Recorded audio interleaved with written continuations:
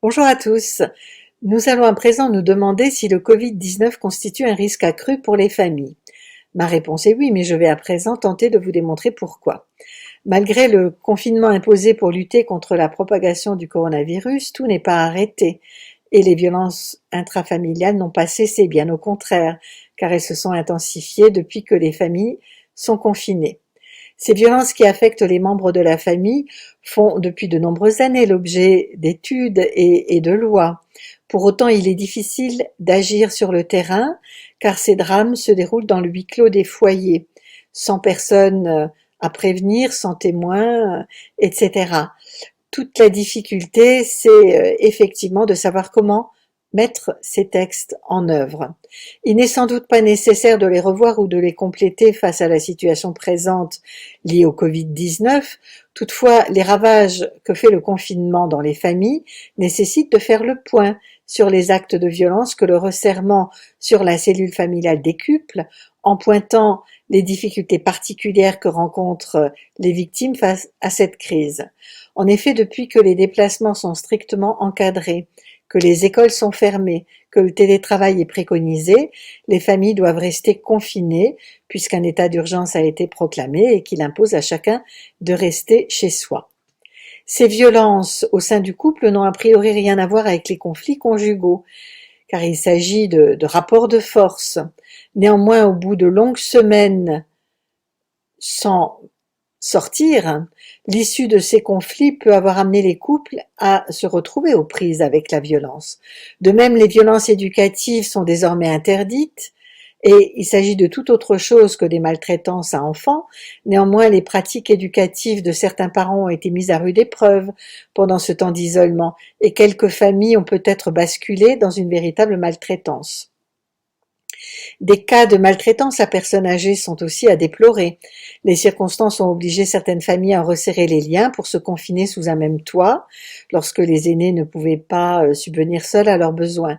Cette vie commune forcée peut aussi avoir dégénéré en brutalité, si bien que des violences psychologiques, voire physiques, sont à déplorer.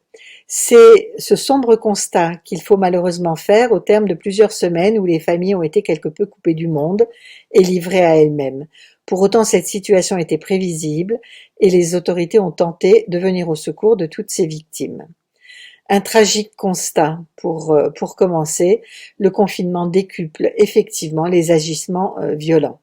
Si le confinement au sein de nos maisons a pour but légitime d'assurer la protection sanitaire individuelle et collective, nous savons que dans le contexte des violences conjugales, la maison n'est pas toujours un lieu sécurisé, elle peut bien souvent être un lieu dangereux. En raison du confinement, les risques pour les membres de la famille sont accrus dans des proportions alarmantes, les victimes prolifèrent et les chiffres explosent. La difficulté tient aussi au fait que cet isolement rend plus difficile d'une part le signalement des violences et d'autre part le repérage par les tiers. Recrudescence des violences, tout d'abord. Effectivement, la presse relaye tous les jours des drames humains, des violences au sein des couples, visant les enfants mais aussi les personnes âgées.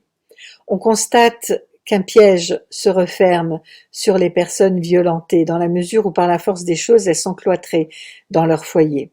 Le confinement accentue le risque d'injures, de coups, de viols, car un huis clos contraint et forcé entraîne forcément un regain de tension et les cycles de violence sont appelés à s'accentuer. Il s'agit là en l'occurrence des violences au sein du couple, mais les mesures de confinement exposent aussi les mineurs aux violences intraconjugales, intrafamiliales, de façon plus importante. Le temps passé en vase clos exacerbe les tensions familiales, les conflits. Il met les parents en difficulté quant à leurs pratiques éducatives. Il suffit de peu pour que ces relations explosent. La peur, la maladie, la fatigue, tout cela exacerbe effectivement les tensions. Là encore, ce confinement peut se révéler comme un piège mortel. Depuis le 17 mars 2020, premier jour du cloisonnement, on note effectivement une augmentation massive des appels auprès du 119 et malheureusement, un enfant de 6 ans est mort sous les coups de son père. Un certain nombre de difficultés doivent être mises en évidence. Il est effectivement plus difficile de venir en aide aux victimes en ce moment. D'abord, les tribunaux sont moins accessibles. En effet, les palais de justice ont été fermés à compter du 16 mars. Des plans de continuation d'activité ont été élaborés pour chacun des services. Il ne faut pas se leurrer néanmoins, au moment du déconfinement, les choses ne seront pas forcément plus aisées en raison du nombre de procédures qui sera en attente. Une difficulté importante tient également à la promiscuité. Elle complique beaucoup les choses parce que comment faire des signalements quand on est confiné? Les personnes aujourd'hui sortent moins de chez elles et ne peuvent pas échanger avec des tiers. Les victimes ne rencontrent pas non plus autant qu'à l'accoutumée leur médecin. Les médecins ne sont pas disponibles parce qu'ils sont très pris par les malades du Covid-19 et des victimes de violences conjugales hésitent à les déranger. Le confinement peut aussi rimer avec abus de faiblesse et tentation de captation d'héritage quand des personnes vulnérables, fragiles, âgées, en fin de vie, malades du Covid, se retrouvent aux prises avec des proches malveillants. Ces derniers peuvent notamment tenter de leur faire rédiger des testaments. La fermeture des écoles est un autre facteur de difficulté parce que comment continuer de prévenir et de repérer les violences infantiles quand l'école a fermé ses portes, l'école c'est le premier échelon d'information. Privés de vie scolaire, privés d'activités extrascolaires, les jeunes victimes ne peuvent pas s'extraire du milieu familial dangereux ni se confier à des tiers. En ce moment, on ne peut guère compter que sur les voisins, sauf si les enfants sont assez courageux pour se saisir du téléphone familial. Donc il est clair que le repérage de toutes les victimes est en ce moment particulièrement difficile. Alors le confinement met aussi en danger les enfants, des enfants qui étaient placés ou qui bénéficiaient de mesures d'assistance éducative.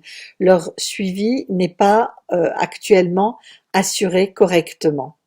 En effet, si les professionnels continuent de se rendre sur place avec des masques, en prenant des précautions barrières nécessaires, l'essentiel du travail s'effectue par contact téléphonique. Et évidemment, cela ne donne pas la même possibilité d'entrer en contact avec les victimes et il y a vraiment de quoi être inquiet de l'effectivité et de la qualité des mesures de soutien. Pour les mineurs qui ont été retirés à leur famille, c'est délicat également. Dans certains cas, les foyers ont fermé. Il a fallu que les mineurs repartent au foyer conjugal et d'autres ont été confiés à des centres encore ouverts, mais s'est posé alors la question de la suspension des droits de visite et d'hébergement des parents, ce qui peut amener des troubles inquiétants du comportement chez les enfants.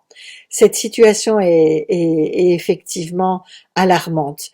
Il fallait réfléchir à mettre rapidement en place des mesures de protection, prendre en charge rapidement les victimes du confinement. Cette situation que nous venons de vivre appelait à la mise en œuvre de dispositifs et de pratiques professionnelles inédites. Il fallait effectivement imaginer des moyens d'aider ces personnes malgré le confinement et de les accompagner et de trouver des mesures de protection qui soient les mieux adaptées à cette période de confinement. Alors d'abord, il faut dire un mot d'un aspect très important qui est celui de la communication.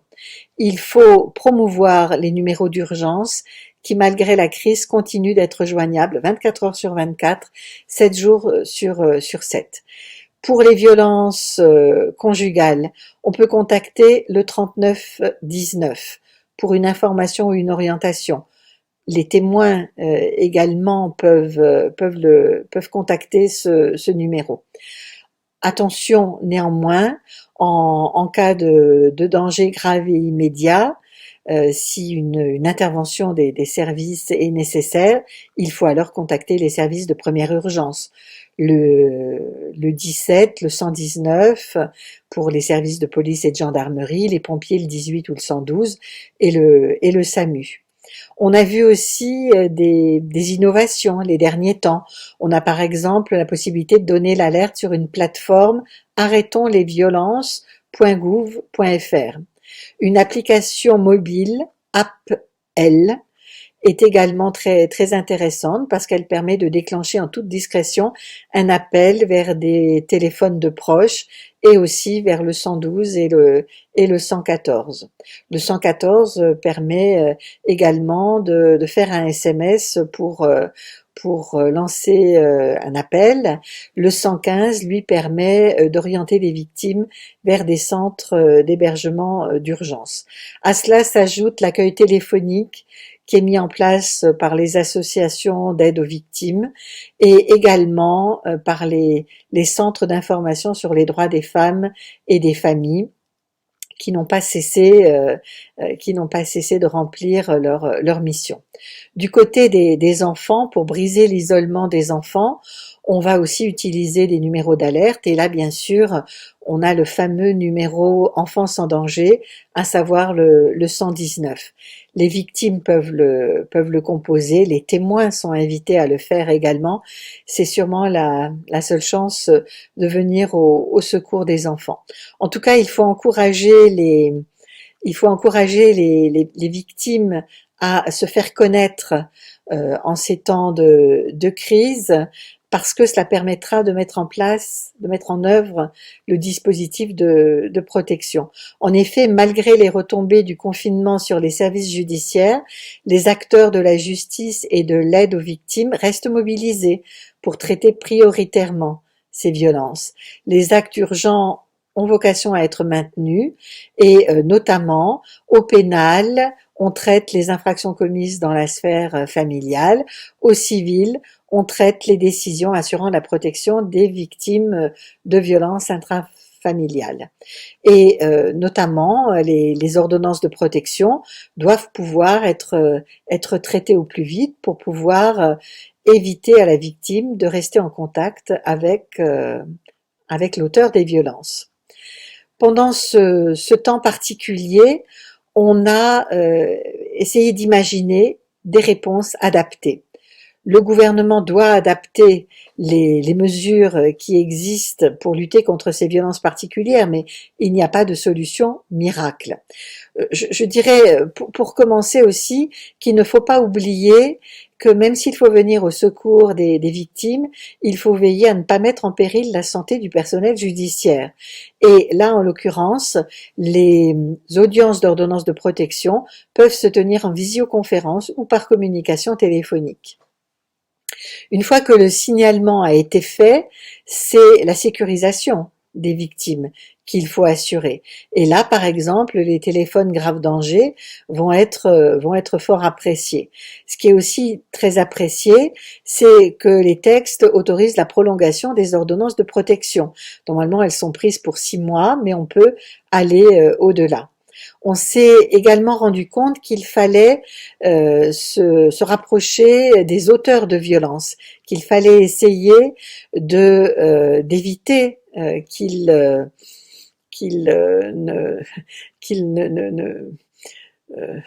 ne se retrouvent dans des situations où malheureusement ils n'avaient pas d'autre solution que de frapper. Il y a effectivement une opération qui a été lancée par la délégation aux droits des femmes, ne frappez pas. On peut effectivement téléphoner et se faire conseiller. La mobilisation a été renforcée en ces temps particuliers. À circonstances exceptionnelles, mobilisation exceptionnelle. Et par exemple, les pharmaciens sont devenus un nouveau relais de proximité. Il suffit de prononcer le code masque 19 au pharmacien pour que celui-ci appelle les forces de l'ordre. On a aussi mis en place des points d'accueil éphémères, d'accompagnement, d'écoute, d'orientation dans certains supermarchés. Le gouvernement a financé 20 000 nuitées d'hôtels supplémentaires, soit pour les victimes, soit pour les auteurs de victimes, la question étant effectivement de pouvoir protéger la victime en écartant l'auteur. Dans le même ordre d'idées, l'isolement des familles a supprimé certains exutoires et des soupapes de décompression, et le fait de devoir faire l'école à la maison a pu exacerber des tensions familiales. On relève à ce titre que les parents ont besoin d'aide, d'accompagnement, d'écoute, de conseils. Et là, de nombreuses plateformes de soutien à la parentalité et des lignes d'écoute ont été mises en place, des fonds ont été mobilisés. On a également, en matière d'assistance éducative, pris des mesures. On peut proroger des mesures de placement ou de suivi en milieu ouvert, et à l'inverse, le juge peut mettre fin à l'assistance éducative par décision motivée. En tout état de cause, ce confinement cristallise les conflits, accentue les violences domestiques. On peut penser sans doute que de nombreux divorces seront prononcés, et on constatera sans doute que de nombreux retraits d'enfants ont également été enregistrés. Pour les victimes de violences conjugales et les enfants maltraités, le déconfinement est assurément un soulagement. Ce temps de confinement doit toutefois porter ses fruits. Personne n'avait à ce jour suivi de stage de gestion de crise intrafamiliale avant le confinement, et les familles ont dû inventer elles-mêmes un modus vivendi. Aussi, pour aller plus loin et tirer les enseignements de cette crise, Marlène Schiappa a confié une mission à un magistrat. Il serait pertinent en effet de préparer un plan à mettre en place rapidement si la France devait être confrontée à une nouvelle pandémie. Espérons néanmoins que ce ne sera pas le cas de sitôt. Merci.